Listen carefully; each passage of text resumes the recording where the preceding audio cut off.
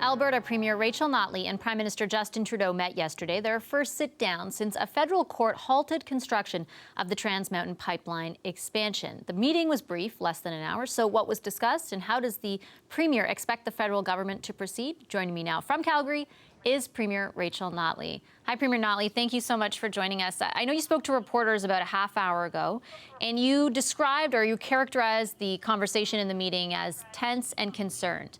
What do you mean by that? Well, actually, that meeting was a conversation. I was describing a meeting with energy CEOs that I had just come out of in Calgary. So that was the meeting that I was talking about in that piece that you quote. The meeting with the Prime Minister was certainly one where we were both focused on talking about solutions to the problem. The Prime Minister reaffirmed what he said publicly, that the government is committed to getting the pipeline built. I indicated that what I've said publicly, again, that we believe that there's going to be a need for the federal government to assert the authority that it has at its disposal to make this more timely and predictable and clear for investors and for energy owners and of course for workers across this province.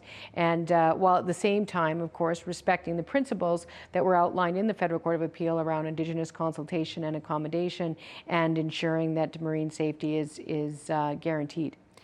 When you say that he's committed to seeing the pipeline get built or seeing the project go ahead, do you believe him?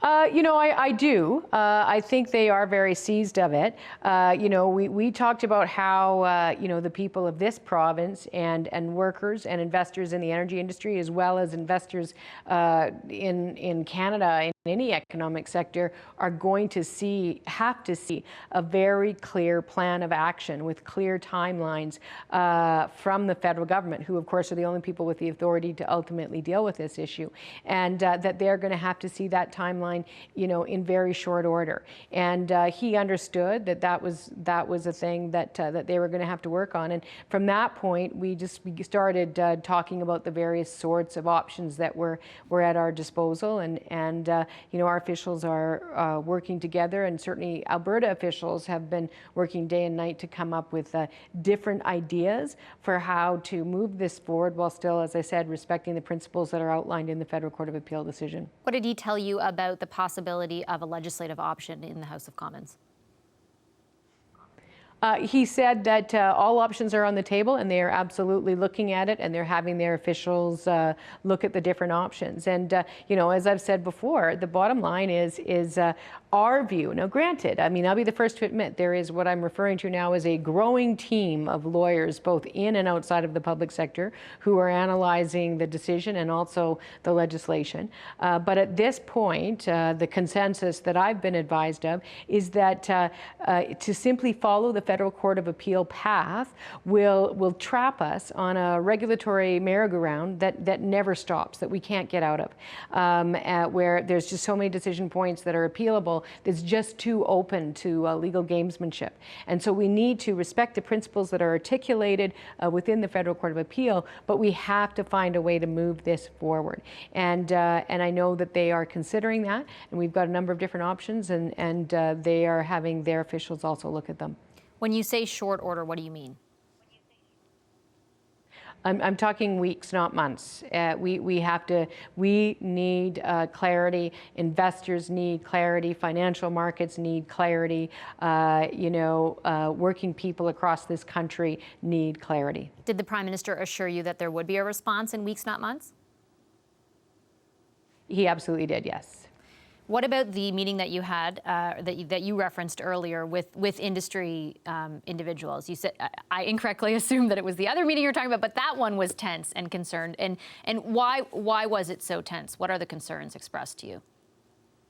I mean, you know, I mean, we are very much aligned. The people in that room and our government and myself were very much aligned. But I mean, they talked about the implications that this was having for their ability to attract capital. They talked about their own investment decisions. They talked about what this does in terms of their ability to keep people employed in the industry. I mean, there are some things that are good, obviously, that are happening in the industry. We're at, you know, almost $70 a barrel. But the differential, for heaven's sakes, is over $30 a barrel. That is not sustainable, and that we are doing that to ourselves is ridiculous. And international investors and people from whom Canadian business people, let alone you know, others that are investing in Alberta, from whom they get their investors, are looking at this and shaking their head. And we need to be better at this. So absolutely, we must respect the Constitution. We must respect the obligation to consult and to accommodate, and we must ensure safety. But we cannot kickstart another you know, number of years of opportunities for illegal gamesmanship. Are you worried, though, that if the government does pursue options outside of what's being prescribed by the decision from the Federal Court of Appeal, that it won't feel like respect for example, the Indigenous people and groups who have expressed their opposition and have been told that they did not get meaningful consultation? Well, as I've said all along, my view is that when it comes to the matter of the Indigenous consultation and accommodation, that has to be done absolutely in alignment with what the Federal Court of Appeal says. No one is suggesting that we would try to short-circuit that or shortcut that or anything like that. We have to be, it has to be meaningful, it has to be authentic, it needs to be accommodating. All options need to be considered in terms of accommodating the issues that are raised. So that piece, no one is suggesting that the federal government assert any legal or other kinds of authority to get around that. But this issue of the NEB certificate and the fact that the NEB didn't consider the over $1 billion of work that the federal government did invest in oceans protection after the NEB certificate was issued, or didn't consider it in the right format, that kind of thing, we need to clarify. I mean, the fact of the matter is, you know, you could have a million barrels of oil, or bitumen even, show up in the Vancouver port on rail and get into its little boat and carry right on off. But because it's in a pipeline, we have to debate it for years and years on end, and that makes no sense. Okay, I'll leave it there. Thanks so much for your time, Premier. Really appreciate it. Thank you.